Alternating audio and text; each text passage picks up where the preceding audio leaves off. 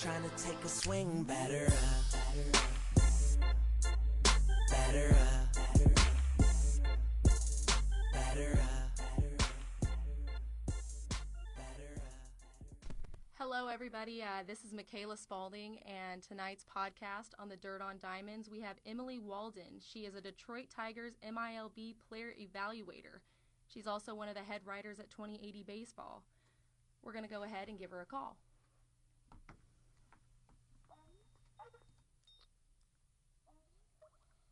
Hello, Emily. Hi, how are you? How are you? I'm great. Okay, so welcome. I know that I'm excited to talk to you, and I know a couple people are obviously going to listen in. We had a Twitter kind of blow up on us a little bit when we mentioned it today, so I'm excited to put this out here. First of all, just introduce yourself. Who is Emily Waldon? Oh gosh, well, probably my most interesting feature is the fact that I'm 6 feet tall. So Me that's too. something. Tall girls club. Yes, for sure. You don't meet very many girls that are 6 foot, so heck yeah. No, you really don't. And it's my good Dutch heritage definitely shows out on that side of it. But I am actually one of 7 kids, so grew up a tomboy, grew up around baseball. I've got 2 sisters and 4 brothers. Pretty much grew up around the game my whole life, and so it was a pretty easy transition when I moved into the role I'm in right now. That's awesome. Okay, so with that being said, let's start it out a little fun here.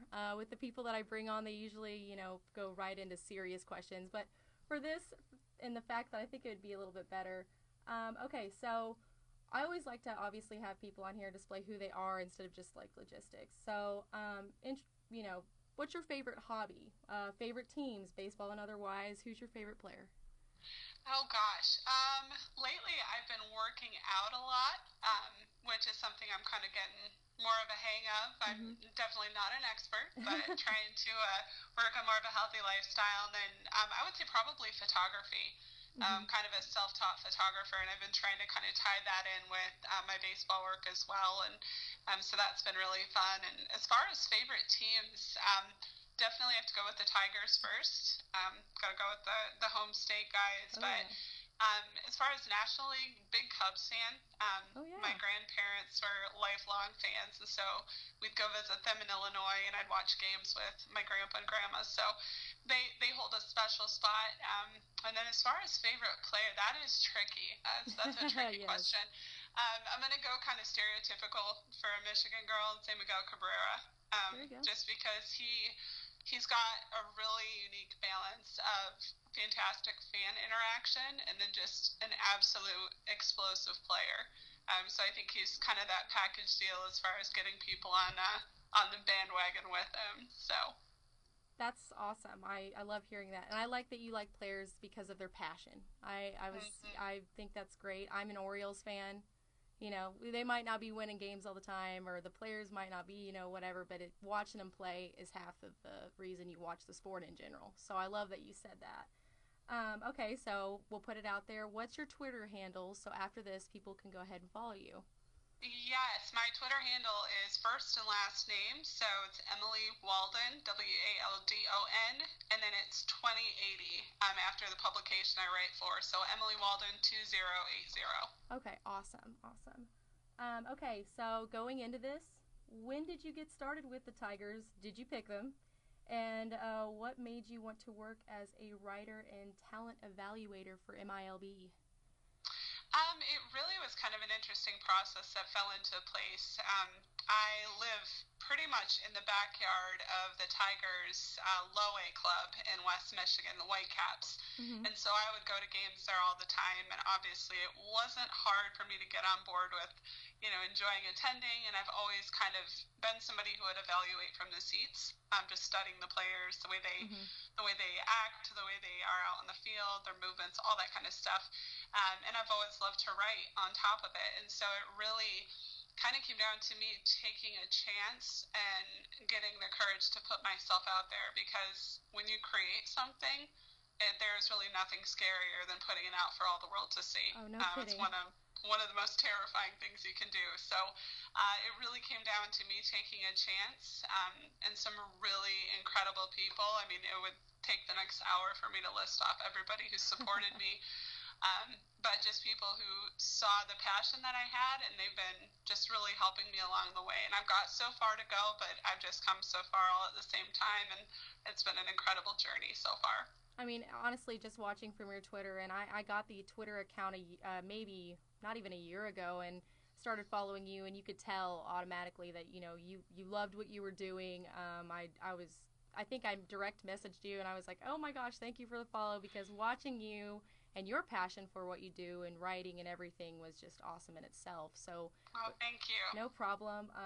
But yeah, that's awesome, because you're, like you said, putting out something that you've created is so scary, because you think it's wonderful, and you just gotta wait for everybody else to see what they think, and that's one of the scariest things. And I totally get that, even with this podcast. So I totally understand that. That's awesome. But yeah, so you said you lived by the White. You went to the games for the single A for Detroit, and so you understand minor league. You've been to the games. A lot of people haven't.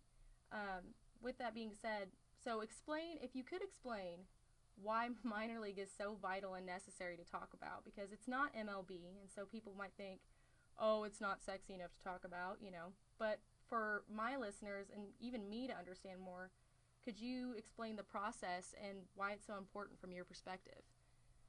Oh yeah, absolutely.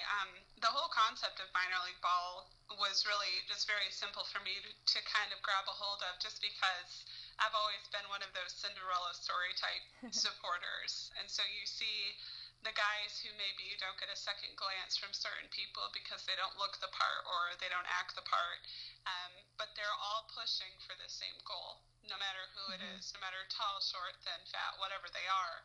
They're all pushing for the same goal. And I think probably the most fascinating part to me is that it really is an untapped industry. It just doesn't get nearly the amount of attention it deserves.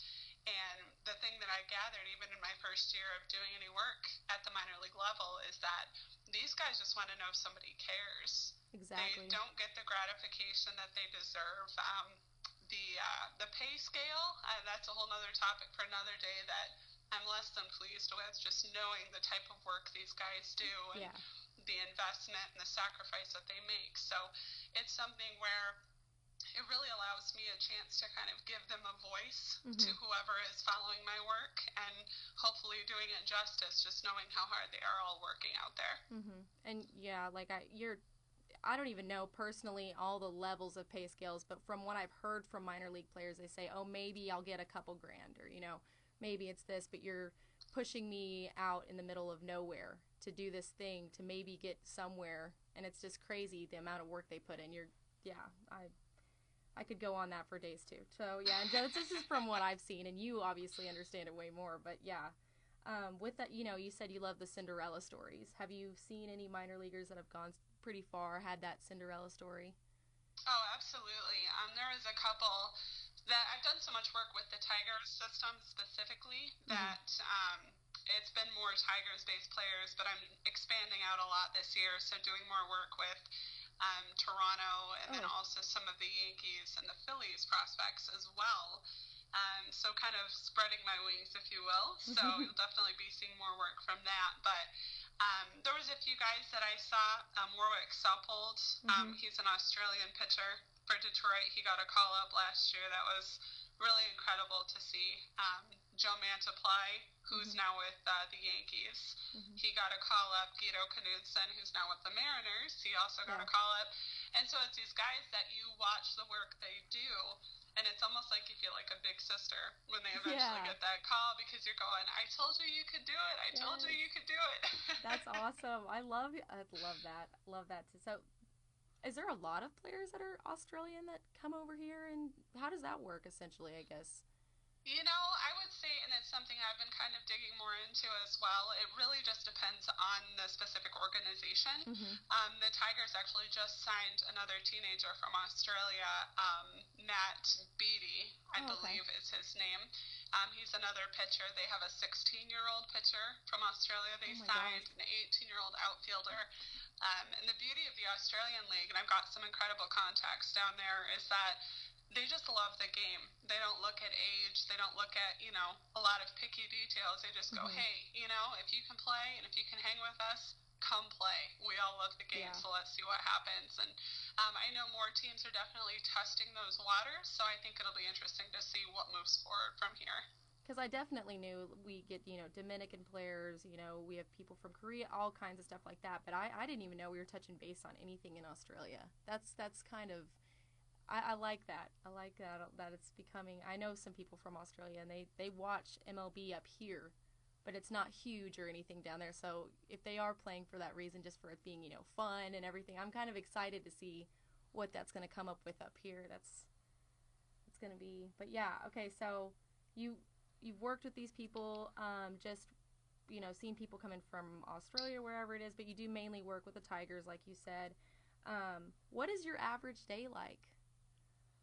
Well, what a lot of people don't know is I actually work a day job in addition to my baseball work. And so what I do is during the season, I mainly will travel on the weekends.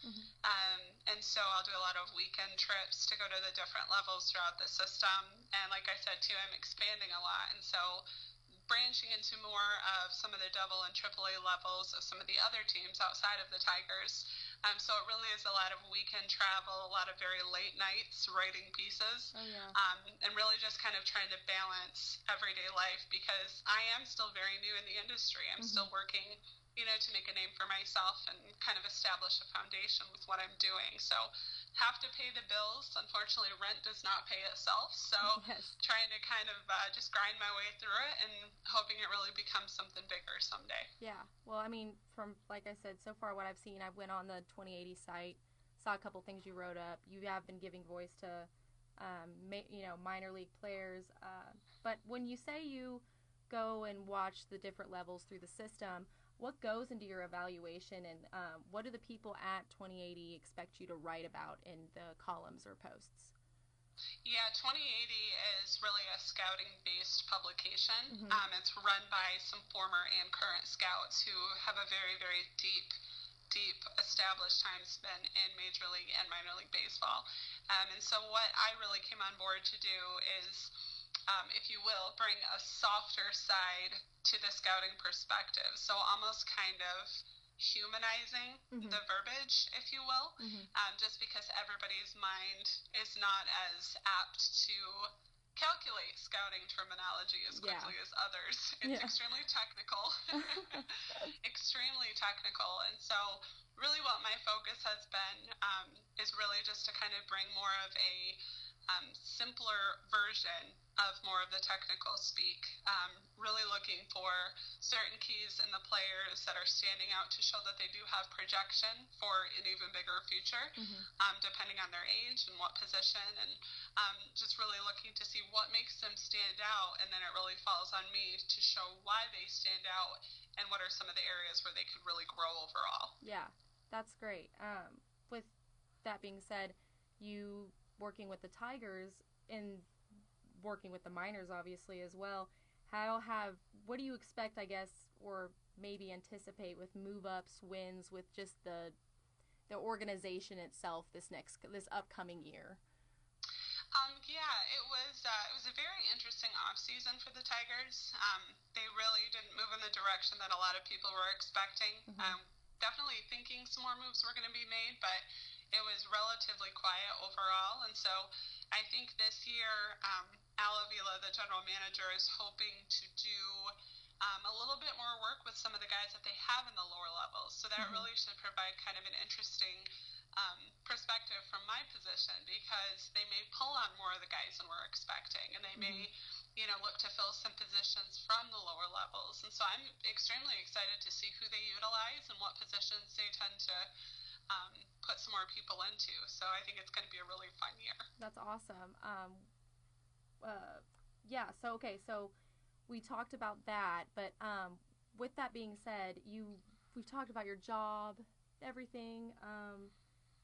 What is it like? And I guess this is more for a question with me, but I know there's a lot of girls that wonder as well. What is it like to be a woman in this industry that's a sport that, we don't even play? What is that like? It's really an interesting adventure. Like I said before, I have been surrounded with even more people than I could imagine who have supported me and they've had my back. And then I've also dealt with people who were extremely cruel. Yeah. It really goes from all different angles, just really depending on the person. I mean, I've had negative player situations, but I've also dealt with just a large majority of extremely respectful and very well-raised players as well. And so I think it's just like everyday life. You're going to run into people that don't agree with you and they're not a fan of you, but at the same time, I'm there to do a job. Yeah. And I think the quicker you're able to show the seriousness and dedication of what you're trying to do, the quicker that the individuals in the industry are going to take you seriously and they're going to respect you because you're there to do a job as much as they are. And so when they recognize that, I think that's when it really begins to become a good partnership. Well, do you think it's not harder than most, I guess, harder to be a woman in this industry right now, which honestly, if you take a look at it, and they talked about it at winter meetings whenever I was lucky enough to go, women are actually starting to tune in a lot more than they ever have, and so it is growing. But do you still think it's going to be in, maybe the next 5 years still have, a little bit of issues with the fact that there are very few women in this industry? I think the industry overall is headed in a really good direction. I see a lot more doors opening, a lot more opportunities presenting themselves. And I think it's just really going to continue to be a situation where, women are going to have to show why they want to be in the industry. Because it really is an industry where the majority of the people involved are men. Obviously, it's a sport that at the professional level, men play. And so it's one of those things where I think it's just going to have to come down to an understanding, and that we're going to have to show, we love this game as much as anybody. And so proving that we can really do the job, and obviously having fun along the way too is very important. Yes. So I'm excited and definitely optimistic. That's great. If you could give advice to, not even just women, but men or anybody that wants to be in this industry, because from a personal level, I hear all the time is, it's hard to stay in with MILB. You're going, it's hard to be a part of this group. You better work hard. And it's, it's a little scary for a lot of people because a lot of people maybe want to go to MLB, whatever it might be with that. What would be your advice to, to get into this and how to survive essentially? I would say as far as getting your foot in the door, it's really going to come down to just absolutely dedicating yourself. I know for me, I've had to pay a lot out of pocket to go places and to travel because of the fact that not everybody can finance all of your trips. You have to start at a certain place and you have to show that you're serious about it. And so investing 100% is huge. And then also you have to have a thick skin. You cannot let people get under your skin because it is one of the most competitive industries I've ever been a part of. And I'm not even a full-time person. It's something I hope to do someday. But at the same time, everybody wants to do what you're doing. And so it's your job to say, what sets me apart? What's the perspective I bring to the industry? And how can I be useful if you were to bring me on board? And so I think just keeping your head down, cranking out material, making sure it's quality content, staying humble. You have to be able to take criticism. If you can't take criticism, you should just quit right now. Yeah. Because it's something where you're going to run into people who have been doing this for 20 to 30 years. And you have to be willing to continually ask questions, continually push to get better, and always stay humble. So those are really probably the biggest things that I've learned in my time so far. So you've done this for 20 to 30 years, is that what you said? No. I'm saying running into people. Oh, okay. Yeah, this is officially my third year doing what I'm doing. This season will be my third season. So is there more of not to say an end game, but do you love what you're doing currently and, want to move up in doing so, or are you loving where you're at with minor leagues? Oh, I absolutely want to continue moving forward with it. Mm-hmm. I actually had somebody ask me today over Twitter if I would consider a major league position if it opened up. And Mm-hmm. because of the fact that I really couldn't have dreamed that this would work out as well as it's worked out, Mm-hmm. I really don't put limitations or boundaries on what could happen. And so it's really just a matter of me staying open to it and just knowing this is what I would like to do for as long as I possibly can. I love the game. I love giving voice to the players. I love learning. I love growing. And so it's just going to be a matter of me making the most of the ride that I'm on right now and letting the rest of it work out.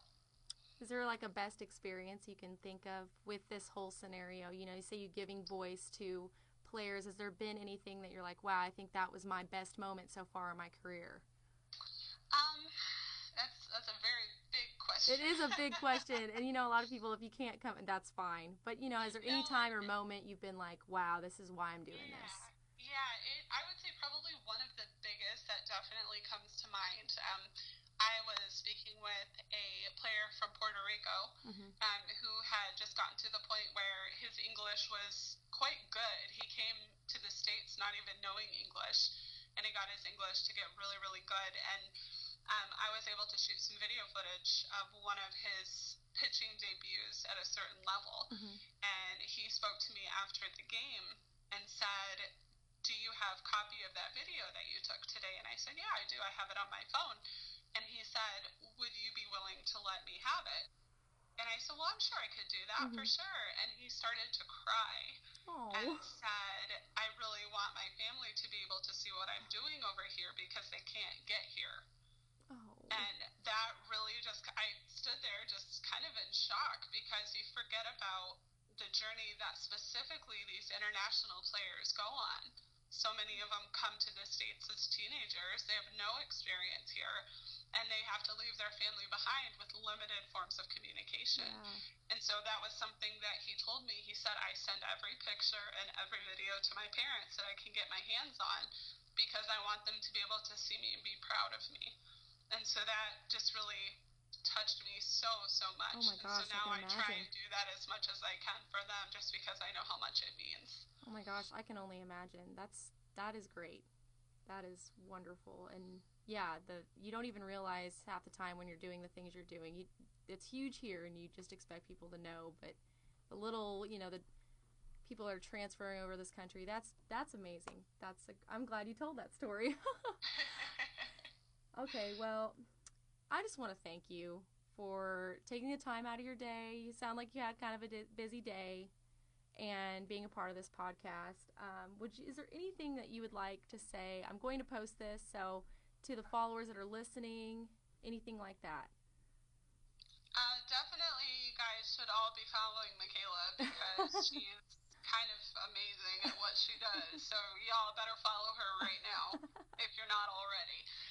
But no, I would just say, the biggest thing for me, and it will sound very, very cheesy, but I'm a writer, and so I get that ability to be cheesy and get away with it. If there is something you love, don't let anybody tell you that you can't accomplish it. Because I am still pushing for something full time someday. It's still a dream of mine, but the fact that I'm even at where I'm at now still just blows me away. And I had to push and I had to really start from scratch just because it's something I've always wanted to do. And so my biggest thing would just be, if there's something you want to accomplish, set your mind to it and make it happen because you're the only one who can really derail yourself from accomplishing that. So push, chase your dreams, make it happen. That's awesome. So yeah, that perfect way to end the show. And thank you once again so much for being on here. And I hope you have a great night and continue to be awesome and keep writing what you do on Twitter. I will keep following 2080 Baseball, and I know a lot of other people will. So thank you again. Yes, absolutely. It was my pleasure. Alrighty.